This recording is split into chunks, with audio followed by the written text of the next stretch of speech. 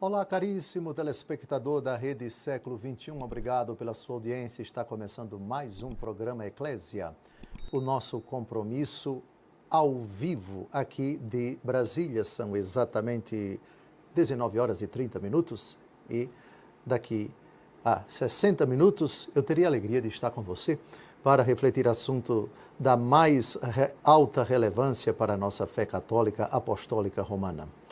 A exemplo dos outros, creio que quase 20 programas que já fizemos, a abordagem é sempre partindo da pessoa de Cristo. E hoje nós vamos tratar de uma realidade que é minha, que é sua, que nos toca a todos, sobretudo quando passamos por dificuldades. Um aspecto da vida de Jesus que nos interessa. Pode parecer insólito, pode parecer aparentemente sem importância, mas não é, e você vai perceber se permanecer conosco até o final. O tema do nosso encontro: o sono de Cristo. Sim, Cristo que dorme, Cristo que cochila. Não é apenas uma soneca, mas o sono dele mesmo, algo que nos toca a todos.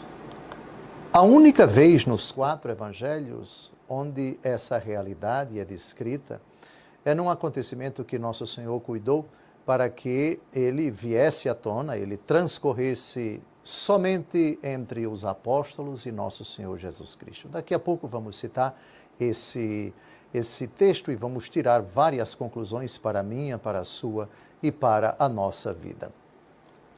Deus, enquanto tal, não dorme. Porque o que é, do ponto de vista fisiológico, o sono?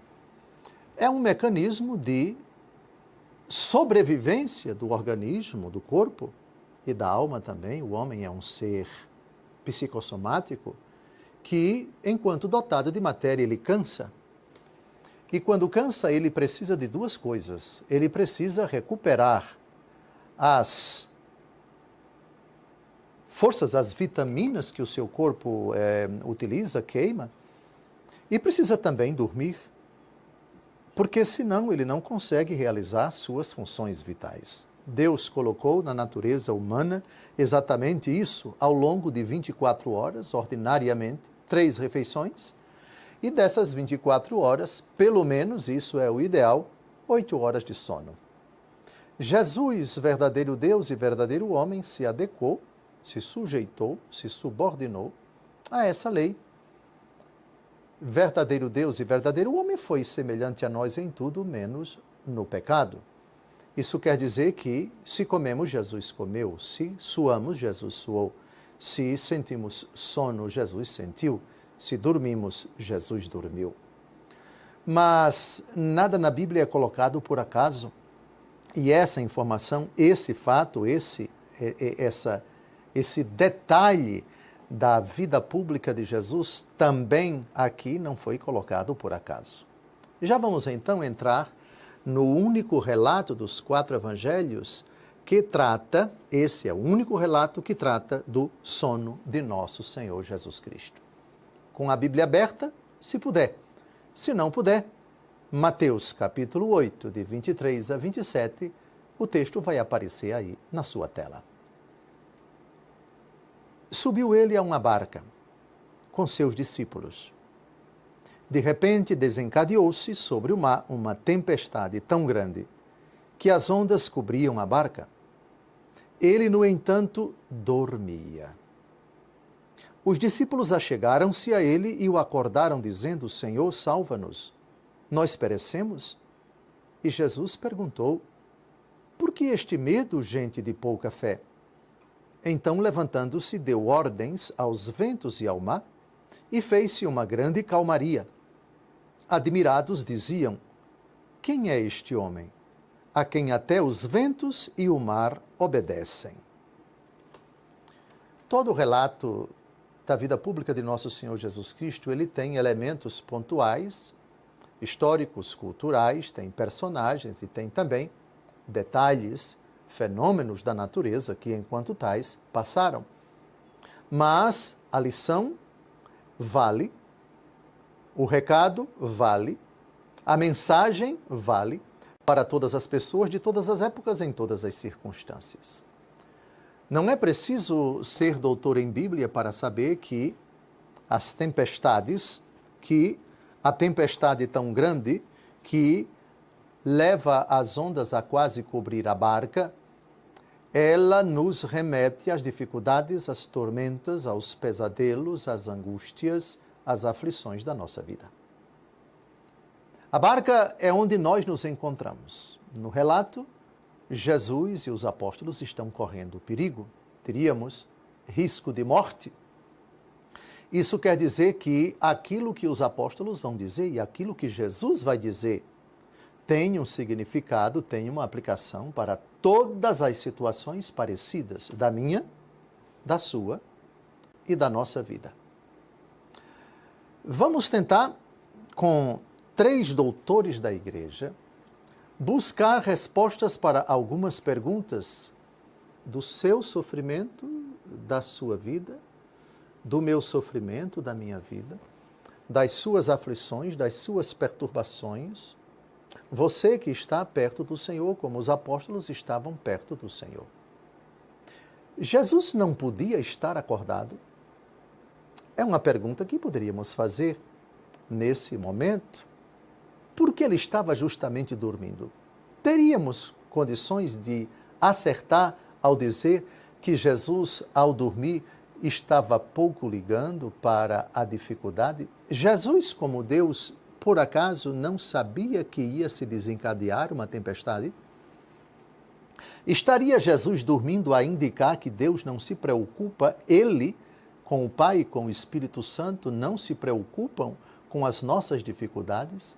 Os coitados dos apóstolos ali apavorados que despertam nosso Senhor abruptamente, não podiam estar com Jesus desperto, bem acordado.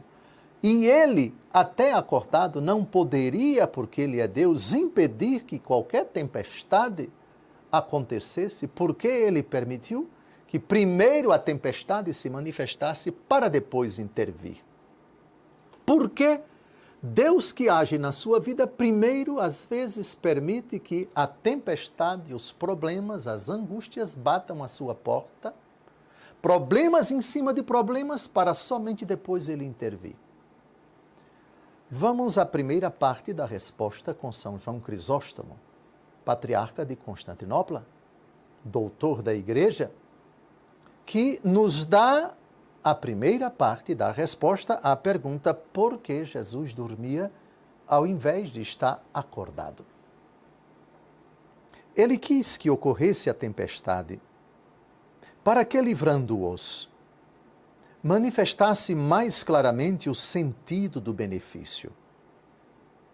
Essa turbação era figura das tentações que haveriam de vir, das quais, diz Paulo, em verdade, não queremos, irmãos, que ignoreis como fomos oprimidos acima das nossas forças.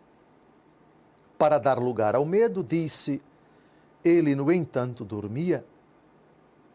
Se a tempestade tivesse ocorrido com ele acordado, ou não lhe teriam suplicado, ou talvez não tivessem acreditado que ele podia fazer tal coisa. Que interessante. Às vezes, nosso Senhor se encarrega de deixar, digamos assim, o problema se avolumar, a dificuldade se agigantar, para depois intervir, para que a gente valorize a graça que vai ser concedida mais na frente. É como se, subliminarmente, Deus dissesse, em circunstâncias normais, vocês não sabem medir o valor do benefício, porque tudo está tranquilo. Porque não há procela, porque não há tufão, porque não há chuva intensa, porque não há risco de desabamento, de as ondas engolirem a barca, de ela desaparecer. Mas a perturbação faz com que nós olhemos apenas para o Senhor e reclamemos e gritemos, Senhor, salva-nos, nós perecemos. Para que aprendamos o valor do benefício, primeira coisa. Segunda, se ele tivesse acordado, eles não teriam suplicado. Se não tivessem suplicado, não aprenderiam o valor e a necessidade da oração. Oração confiante, oração humilde, oração insistente, oração, aspas, extremamente aflita.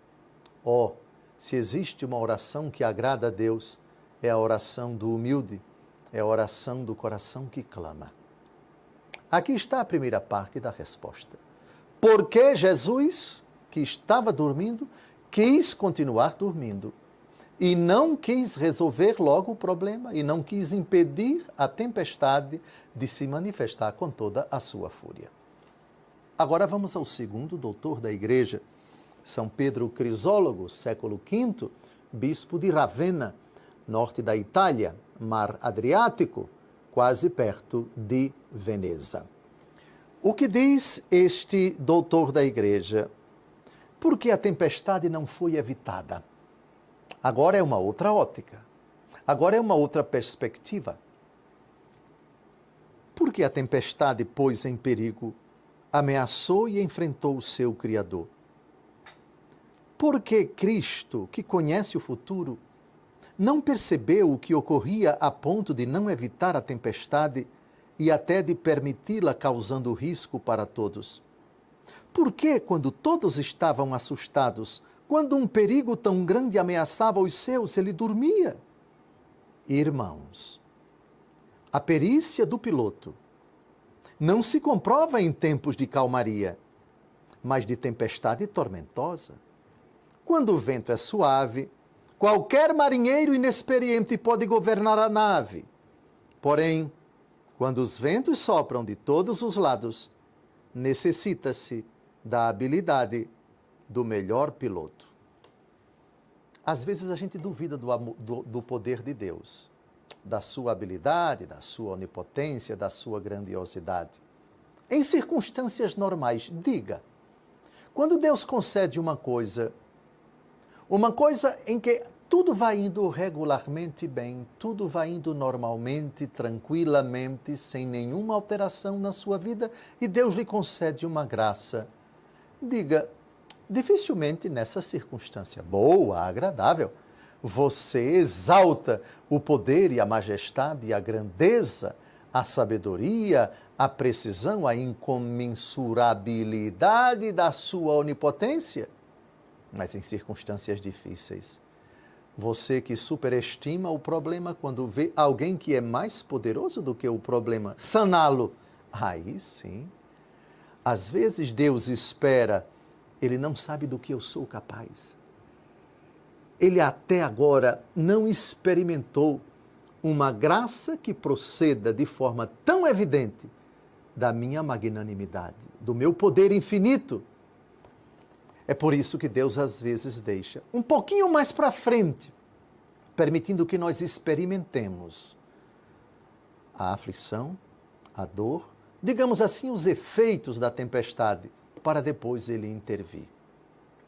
Agora vamos à terceira e última parte da resposta. Estamos ainda buscando respostas para essa pergunta. Por que a tempestade não é evitada? E por que Jesus dorme durante um certo tempo das tempestades da nossa vida? Santo Agostinho, o terceiro doutor da igreja. Cristo dormia na barca. Os homens estavam em perigo de perecer. Se tua fé dorme em teu coração, é Cristo que dorme em tua barca, porque Cristo habita em ti pela fé. Ao começares a te perturbar, acorda o Cristo que dorme, desperta a tua fé e verás que ele não te abandona.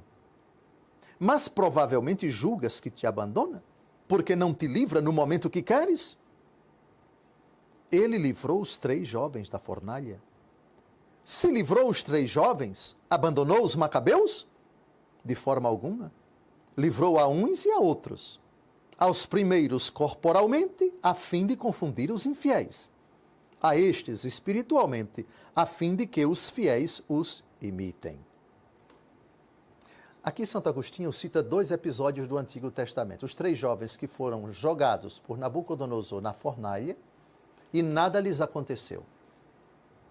Quando o rei percebeu que eles estavam vivos, bendisse ao Deus de Sidraque, Misaque e Abidênago. Ou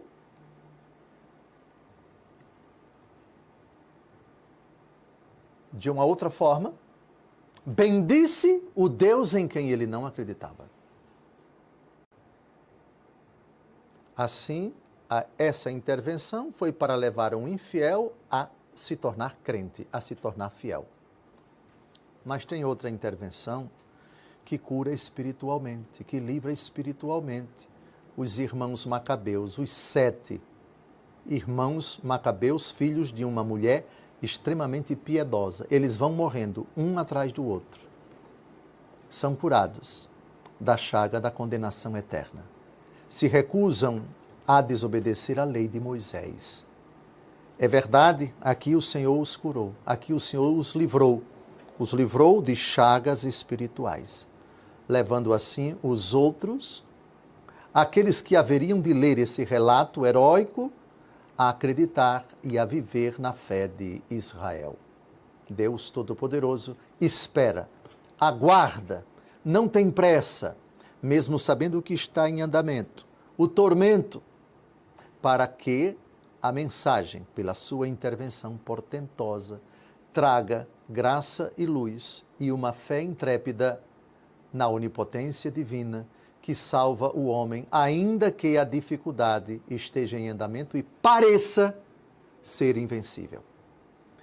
Agradeço a você que já enviou sua pergunta pelo WhatsApp, eu já recebi algumas e vou respondê-las no próximo bloco. Obrigado pela sua participação. Se você ainda não enviou perguntas, poderá fazê-lo pelo número que aparece aí na sua tela. Vai ser um prazer responder a sua pergunta. Até logo mais, daqui a pouco a gente se encontra.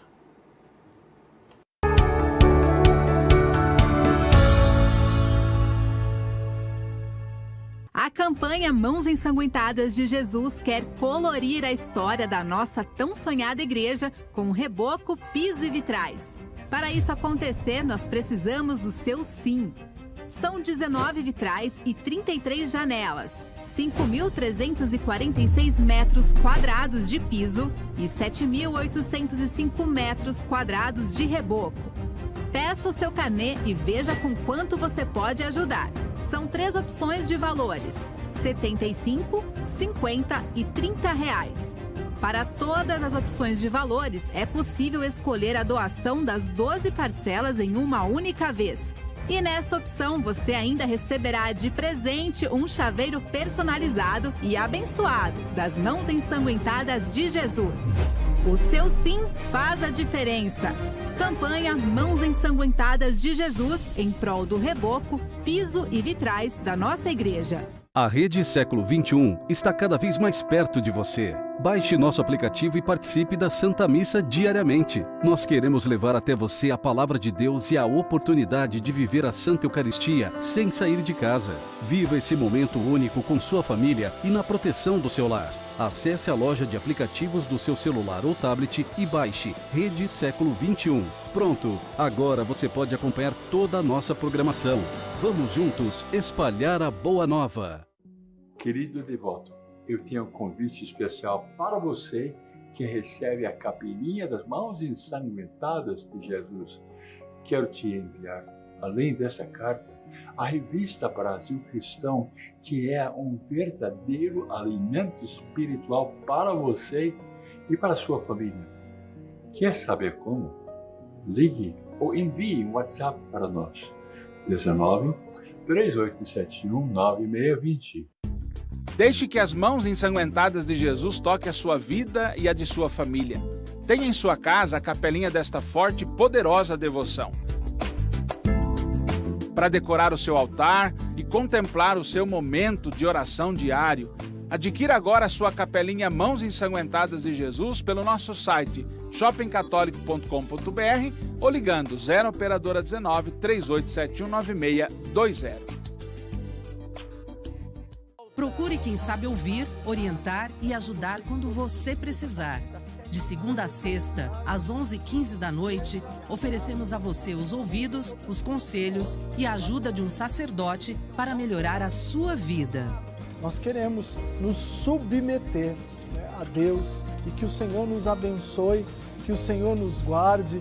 Programa Madrugada de Bênçãos, o lugar certo para quem precisa de ajuda.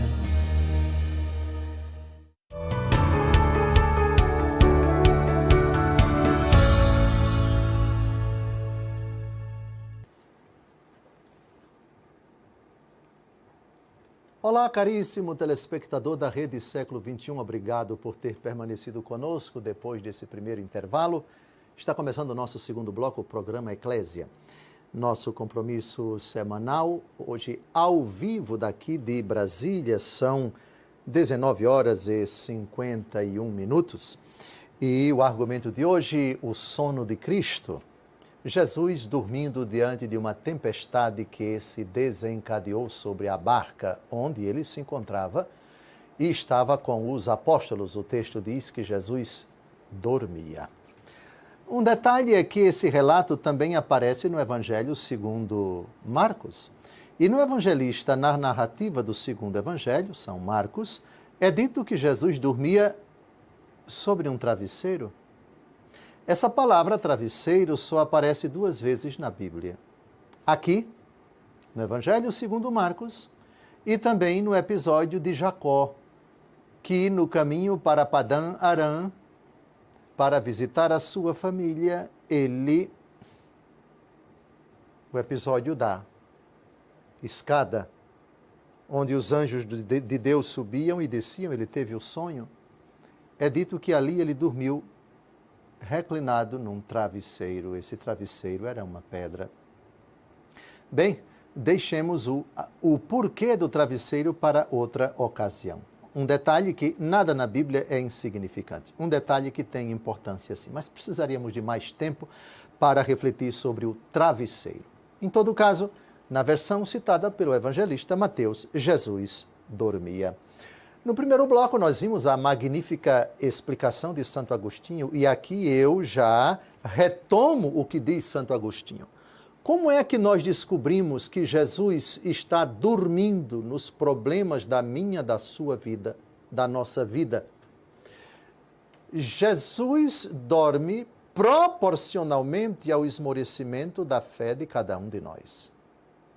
Ou seja, o Salmo 120, que vou ler agora, alguns versículos, ele vai aparecer aí na tela do seu televisor, do seu computador, do seu celular. Ele tem uma relação, sim, com esse episódio, com a palavra, o autor do Salmo 120.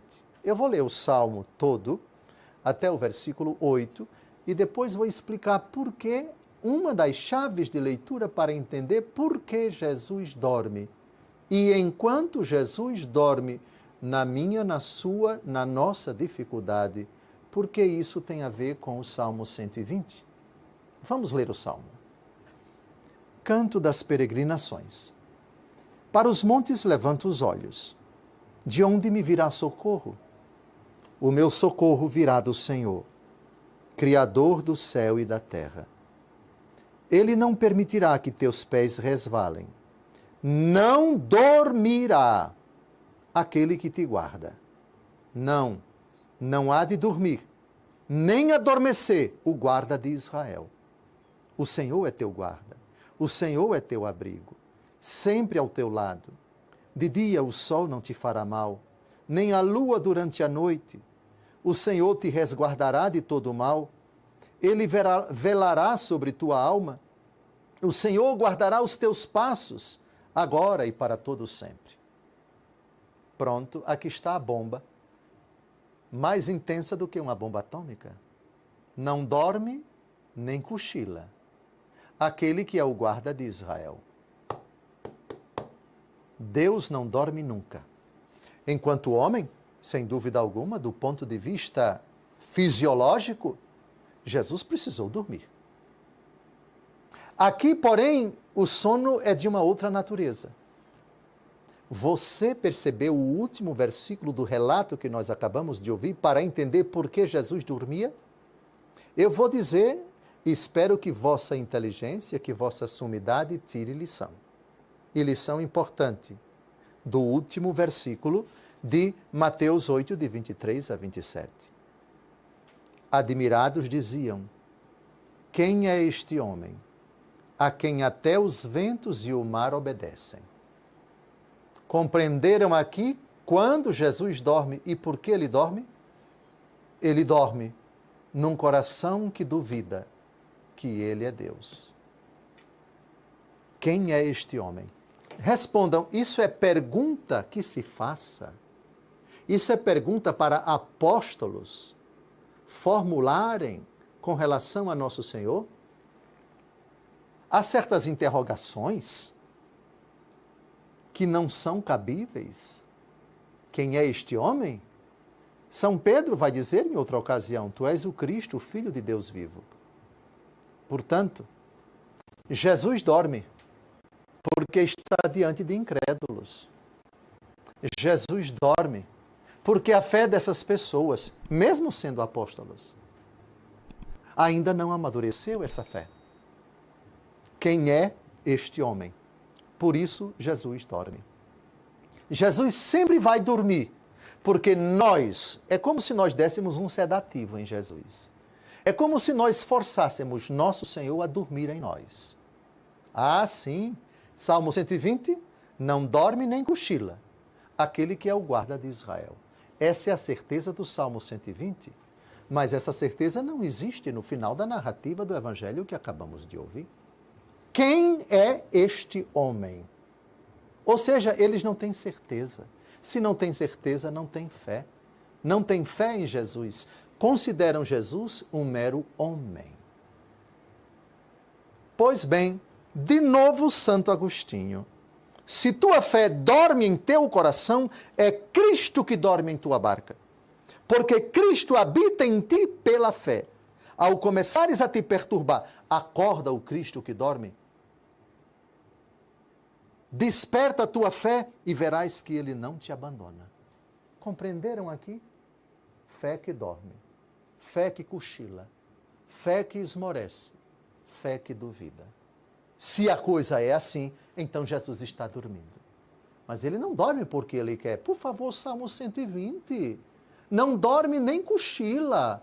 Aquele que é o guarda de Israel.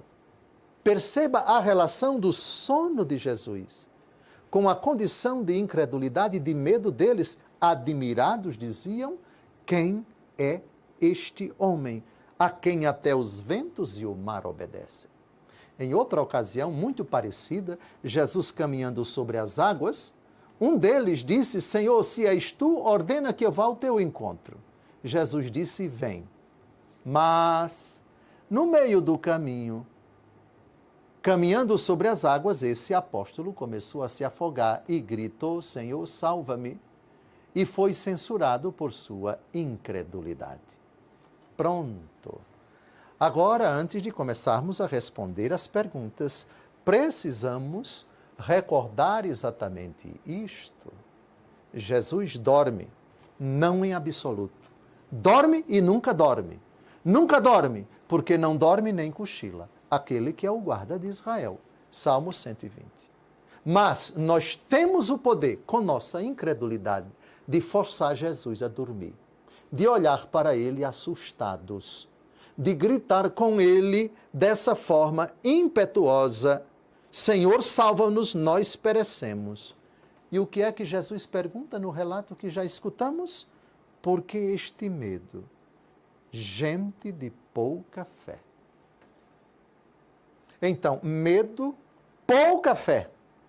O que é prima da incredulidade?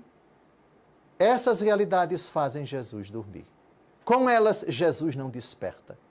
E Jesus não desperta, não porque ele não queira. É porque Jesus se torna impotente diante da nossa incredulidade. Porque ele, em absoluto, não dorme, não cochila. Aquele que é o guarda de Israel. Pois bem, Santo Agostinho, comentando esse Salmo 120, diz uma coisa muito bonita e ela vai aparecer aí na tela do seu computador, televisor, celular. Importa que Cristo não durma em vós. E agora a vez de entender que é verdade o que dizemos. Como perguntas? Porque se vossa fé está adormecida, Cristo dorme em vós. A fé em Cristo é Cristo em vosso coração. Disse o apóstolo: Cristo habite pela fé em vossos corações, Efésios 3,17. Onde a fé não dorme, Cristo está vigilante. Se por acaso tua fé estava dormindo, e por isto nesta questão estavas flutuando, como aquela nave que estava sujeita à tempestade, enquanto Cristo nela dormia. Acorda a Cristo e as tempestades se acalmam. Coisa bonita. Cristo dorme em vós quando a fé nele esmorece. Nós temos esse poder de fazer Jesus dormir. E quem dorme não exerce poder nenhum. Mas uma coisa é o poder absoluto de Jesus. E ele é onipotente com o Pai e com o Espírito Santo. Toda autoridade me foi dada no céu e na terra. Mas dentro de nós, não. Recordemos de novo o Apocalipse 3:20. Eu estou à porta e bato. Se alguém abrir, entrarei e cearemos juntos. Eu com ele e ele comigo. Nós temos o poder de abrir as portas do nosso coração a Cristo. E ele entrando, entra acordadinho da Silva. Mas não abrindo a porta, Cristo não só não entra, mas também dorme. E quem dorme está em condição de impotência, está em condição de letargia. Aliás, qual foi o primeiro sono da Bíblia? Quem pode dizer? Quem pode dizer qual foi o primeiro sono da Bíblia? Adão. O Senhor o fez dormir, e enquanto ele dormia da sua costela, ele modelou a mulher. Do lado de Adão saiu a mulher. Do lado de Cristo que dorme na cruz, saíram sangue e água, símbolo da igreja. Os padres da igreja fazem essa analogia muito bonita. Adão dormindo. Do seu lado, enquanto dormia, saiu a mulher. Jesus dormindo na cruz, morto na cruz. Depois de morto, seu lado foi transpassado pela lança, símbolos do batismo da Eucaristia, a água e o sangue, que são os sacramentos que sintetizam a esposa de Cristo que brota do seu lado transpassado, a Santa Igreja. Muito bem. Agora vamos ao Salmo 43, versos de 24 a 27. Quando nós pedimos a Deus para acordar.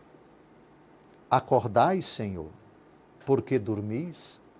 Despertai, não nos rejeiteis continuamente. Porque ocultais a vossa face e esqueceis nossas misérias e opressões? Nossa alma está prostrada até o pó e colado no solo nosso corpo. Levantai-vos em nosso socorro e livrai-nos pela vossa misericórdia. Acordai, Senhor, porque dormis. Mas, ô Dom José, o senhor não disse ainda há pouco que não dorme nem cochila aquele que é o guarda de Israel? Isso não diz o Salmo 120? Como é que o Salmo 120 diz não dorme nem cochila aquele que é o guarda de Israel? E o Salmo 43, acordai, Senhor, porque dormis, despertai. Por acaso Deus está dormindo? Deus precisa acordar? A resposta é dada por Santo Agostinho. A leitura que ele faz no Calvário, a leitura que ele faz da morte de Cristo. Vejam só, aí na tela do seu computador, do seu televisor, do seu celular, a explicação de Santo Agostinho para o acordai, Senhor, porque dormis, despertai. Acordai, Senhor, porque dormis. Ó Senhor Jesus, foste morto, dormiste na paixão, já ressuscitaste por nossa causa. Sabemos bem que foi por nós que ressuscitaste. Por que motivo ressuscitaste? Os gentios que nos perseguem te consideram morto, não creem que ressuscitaste. Levanta-te, portanto, também para eles, porque dormes não para nós, mas para eles. Se eles acreditassem que já ressuscitaste, acaso poderiam perseguir teus fiéis? Mas por que perseguem? Aniquila, mata aqueles que acreditaram em ti, que sofreste péssima morte. ainda dormes para eles. Levanta-te para que entendam que ressuscitaste e fiquem quietos. Enfim, acontece que os mártires, ao morrerem, assim falam, dormem e acordam por meio da sua morte a Cristo que verdadeiramente morreu. Cristo ressurgiu, de certo modo, entre os gentios, isto é, eles acreditaram na ressurreição. Deus, quando se encarna, o Verbo, quando se encarna, fica sujeito ao sono fisiológico, ao sono, aquele que normalmente nós experimentamos ao longo da noite, ao cochilo durante o dia, à sesta, se nós quisermos, aquele cochilinho, porque o organismo se debilita, precisa de tempo para fazer uma digestão e assim por diante. Mas também a morte, com M maiúsculo, a que Jesus se sujeitou. O sono da morte. A morte é um sono. O sono é também palavra que significa morte. Lázaro dorme e eu vou curá-lo. Os apóstolos pensavam que ele estava dormindo. Lázaro morreu. Jesus explica para eles, e eu vou lá curá-lo. Desperta, Senhor. Ressuscita, Senhor. Acorda, Senhor. Porque dormes. Dormiu. Entrou no sono letal, o sono da morte. O seu corpo foi sepultado. Depois ele, ao terceiro dia, despertou, ou seja, ressuscitou. Aqui está o critério de interpretação para o Salmo 43. Antes de terminarmos o segundo bloco, tenho algo a dizer. Gostaria de lembrar a todos que os programas anteriores do nosso programa Eclésia estão disponíveis no YouTube. Por falar em YouTube, se você estiver vendo pelo aplicativo, peço a você que deixe o seu like no vídeo e também compartilhe todos esses vídeos com os seus amigos. Também não se esqueça de se inscrever em nosso canal para ser notificado das próximas transmissões e novos conteúdos. Eu tenho também um canal no YouTube e peço a você que se inscreva lá também. Basta buscar por meu nome, Dom José Francisco Falcão. Terminou o segundo bloco. Depois de um breve intervalo, voltamos. Até logo mais.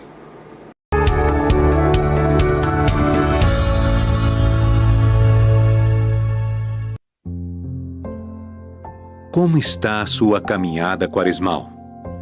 Este tempo é um chamado à oração e ao encontro com Deus, um convite ao jejum e ao encontro consigo mesmo, uma proposta à caridade e ao encontro com os irmãos. Estes são os conselhos que Jesus dá no seu Evangelho e que devem ser colocados em prática dia a dia, neste tempo de graça. Chegou a hora. As coisas não vão ser mais simples. Este decreto identifica Jesus de Nazaré como um herege e um blasfemador. Estamos no fio da navalha da história. Líderes seniores devem questionar e expor Jesus. Sou a vida que vence a morte. Acho que você não está mais se contendo. Não estou. A minha hora chegou. The Chosen, Os Escolhidos, 4ª temporada. Esta é a serva de Deus Luísa Picarleta, que soube viver na divina vontade e conheceu na terra as alegrias do céu. Quer saber mais? Acesse o site www.divinavontade.com.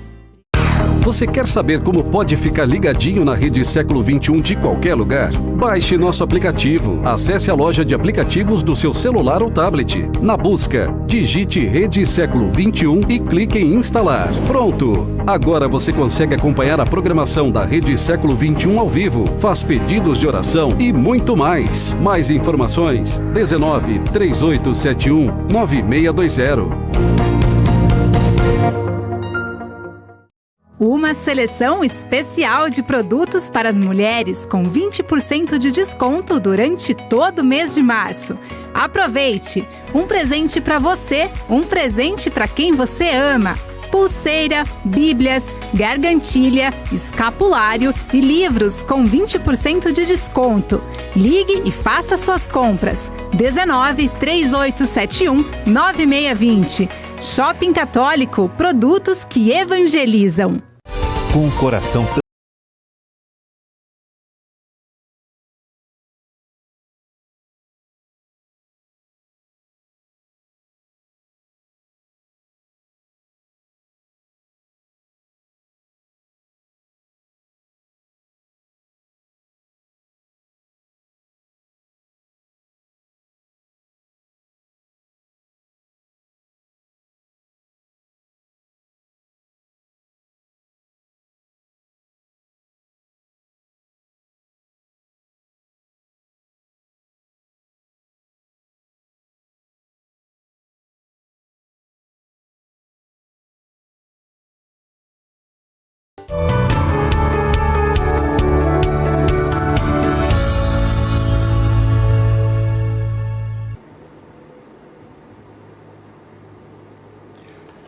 Olá, caríssimo telespectador da Rede Século XXI, obrigado por ter permanecido conosco depois desse segundo intervalo. Começamos o terceiro e último bloco do nosso programa Eclésia, nosso compromisso semanal, hoje transmitido ao vivo daqui de Brasília. São 20 horas e 12 minutos e vamos dedicar esse último bloco apenas para responder as perguntas. Eu gostaria de lembrar a você que todos os nossos sócios da Associação do Senhor Jesus são os nossos beneméritos, os nossos benfeitores, e quero agradecer a todos que são fiéis em suas orações e suas doações. Graças à sua generosidade, esse programa está indo ao ar.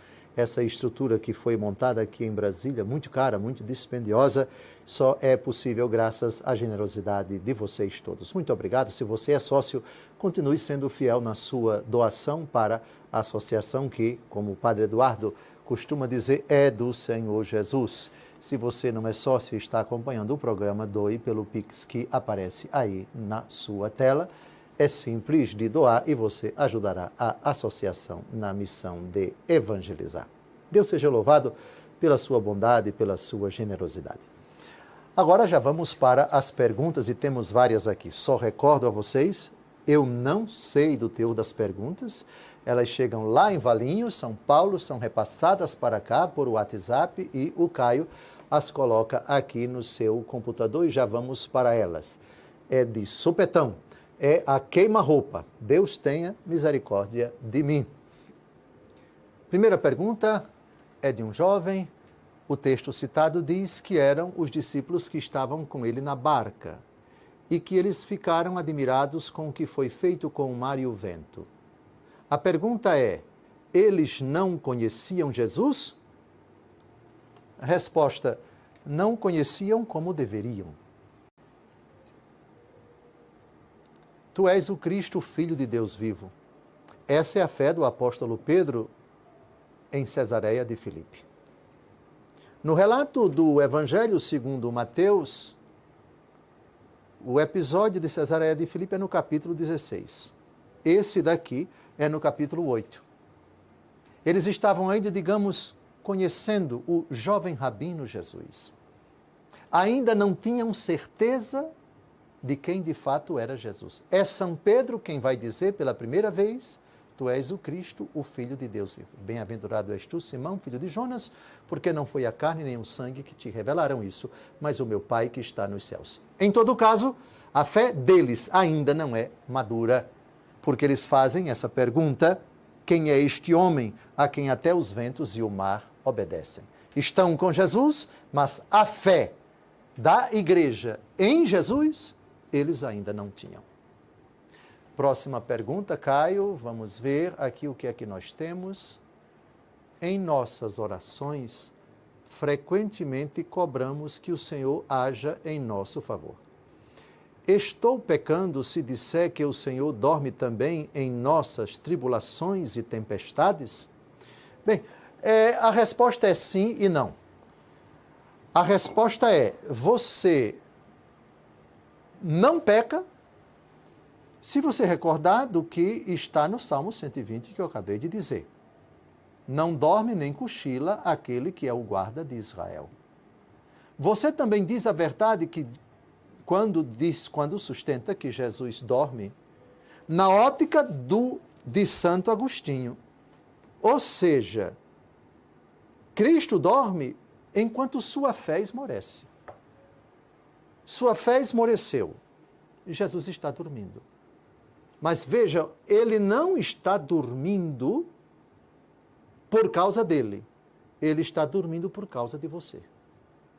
Nós temos, eu acho que já disse isso no primeiro bloco, nós temos o poder de forçar Jesus a dormir em nós. O que é forçar Jesus a dormir em nós? É forçar Jesus a ser impotente em nós. Quando a nossa fé esmorece, degringola, diminui, fenece, ou seja, é uma fé puramente conceitual, é uma fé que não reza, é uma fé que não é autêntica, é uma fé que não é perseverante, é uma fé que não olha para Jesus e se joga e se abandona nos seus braços e diz, socorre-me, Senhor, creio no teu poder, creio na tua misericórdia, creio que tu és capaz de intervir e solucionar este problema. Ó Deus, que estás comigo, sê o meu refúgio, a minha força, a minha proteção, a minha graça. Portanto, quem diz, Cristo está dormindo, se tiver a humildade de dizer, ele dorme por culpa minha, você não peca. Agora, peca quando diz, ele dorme porque não se interessa por mim, ele dorme porque não está perto de mim, ele dorme porque não intervém na minha vida, isso é pecado. Homens de pouca fé. Quem é este homem? Faz essa pergunta quem não tem a fé autêntica em Jesus, por isso merece a censura. Quando nós dizemos que Cristo está dormindo em nós, por culpa dele, negligente, preguiçoso, não se interessa por nós, isso é pecado, isso é blasfêmia, porque não dorme nem cochila aquele que é o guarda de Israel. Se ele dorme em nós, a culpa é nossa e não é dele. Próxima pergunta, quem era o apóstolo mais dorminhoco? Quem era o apóstolo mais dorminhoco? Bem, há um episódio onde 3 apóstolos, que aliás são, digamos, os prediletos de Nosso Senhor, eles estão dormindo. E num momento dramático da vida de Jesus, o episódio da agonia de Jesus no Horto das Oliveiras. Fiquem aqui, vigiem comigo. Eles dormem. Jesus se afasta um pouco, meu Pai, se possível, afaste de mim este cálice. Todavia, não se faça a minha, mas a tua vontade. Depois Jesus volta, eles dormem. Jesus os acorda e eles estão pesados de sono, etc. Pela segunda vez, Jesus reza, depois pela terceira vez. Após a terceira oração, que é a mesma, com as mesmas palavras, levantem-se. Os nossos adversários estão chegando. Os nossos algozes chegaram. Bem, é um episódio em que eles estão realmente cochilando. Eu não posso dizer se são... Porque dorminhoco em língua portuguesa significa aquele que tem o hábito de dormir. Sentou, já está cochilando. Não tenho condições de dizer que os 3 viviam assim a cochilar. As mesmas personagens que no monte que a tradição chama de Tabor, eles, digamos assim, se prostram no chão numa das versões de um dos evangelistas sinóticos. Estão perto, depois daquela cena fantástica. Eu diria que o único relato onde mostra os apóstolos dormindo, Pedro, Tiago e João. Pergunta curiosa essa, ninguém tinha perguntado. Apóstolo dorminhoco. Tá bem, 3. Pedro, Tiago e João. Próxima pergunta. As provações são importantes para experimentar a fé e demonstrar nossa gratidão a Deus nas boas circunstâncias. É correto louvar e agradecer a Deus também pelas provações e dificuldades, ao invés de apenas pedir ajuda? Olha, é a queima-roupa, mas já respondo com o capítulo 1 da carta de São Tiago, que aliás eu li hoje, refletindo para mim lá em casa. Tiago, capítulo 1, versículos de 2 a 4. Sim, rendamos graças a Deus sempre pelas provações e pelas dificuldades, com a palavra São Tiago. Considerai que é suma alegria, meus irmãos, quando passais por diversas provações, sabendo que a prova da vossa fé produz a paciência, mas é preciso que a paciência efetue a sua obra, a fim de serdes perfeitos e íntegros, sem fraqueza alguma. Se alguém de vós necessita de sabedoria, peça a Deus, que a todos dá liberalmente, com simplicidade e sem recriminação, ele será dada.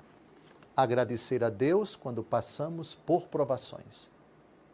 Porque nas provações nós crescemos e amadurecemos uma fé autêntica, uma paciência comprovada, e a paciência produz no nosso coração a perfeição e a integridade de alma sem fraqueza alguma. O princípio é simples.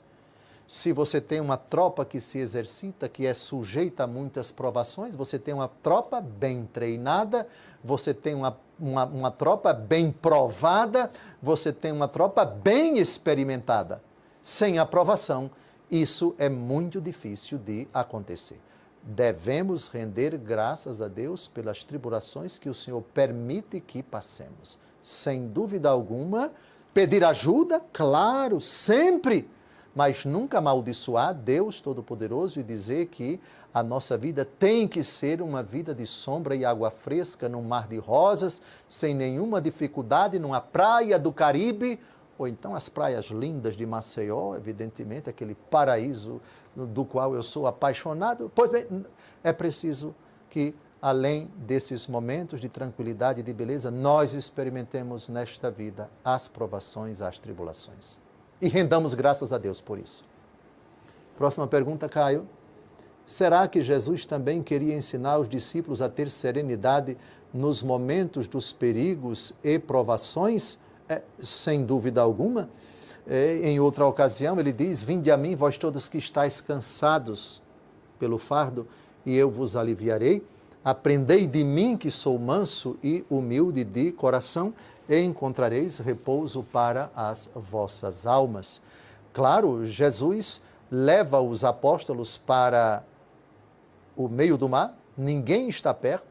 Aliás, o contexto desse relato, Jesus está cercado por uma multidão, cura enfermos, expulsa os demônios, realiza tantos prodígios, ensina a palavra de Deus, mas depois ele quer os apóstolos a sós. Como que a dizer?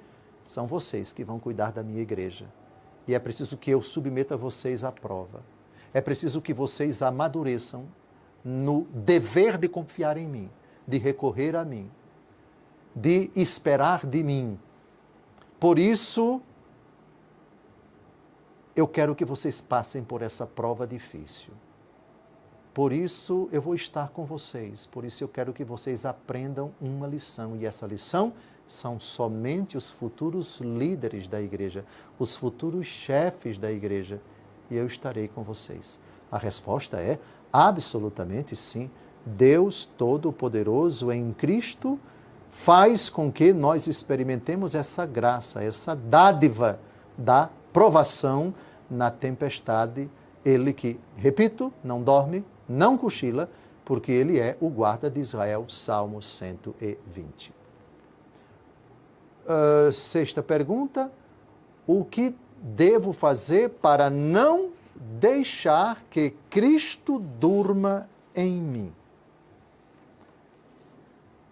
Eu vou responder de novo com Santo Agostinho. Se tua fé dorme em teu coração, é Cristo que dorme em tua barca. Porque Cristo habita em ti pela fé. Ao começares a te perturbar, acorda o Cristo que dorme. Desperta a tua fé e verás que ele não te abandona. A fé que grita. Quando você acorda, quando você vai para o trabalho, quando você abre a Escritura, quando você recebe a notícia perturbadora, oh meu Jesus, toma conta. Eu levanto os olhos para o monte, diz o Salmo 120, de onde virá o meu socorro? O meu socorro vem de ti, meu Senhor, meu libertador, meu protetor. O Salmo 36 diz uma coisa que me toca muito no momento da aflição. Entrega o teu caminho a Deus. Confia nele e ele agirá, e os desejos do teu coração ele atenderá. Mas atenção, entrega o teu caminho a Deus, não te perturbes e faze o bem.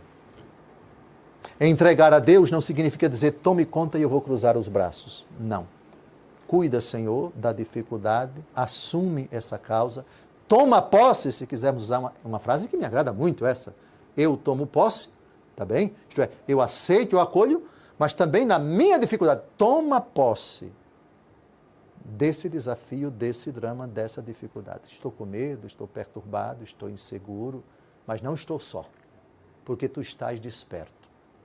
Só que a fé, atenção, por favor, desperta a tua fé e verás que ele não te abandona. A fé católica se alimenta, primeiro, disso daqui. Bíblia Sagrada todo santo dia com o coração, confiando nessa palavra, acreditando que ela é profética, que ela fala diretamente para a nossa vida, que ela é força, que ela é luz que ilumina os nossos passos. Eucaristia.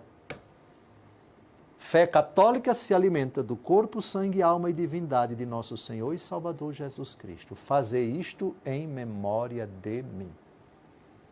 E eu diria, o poderoso fez em mim maravilhas, santo é o seu nome.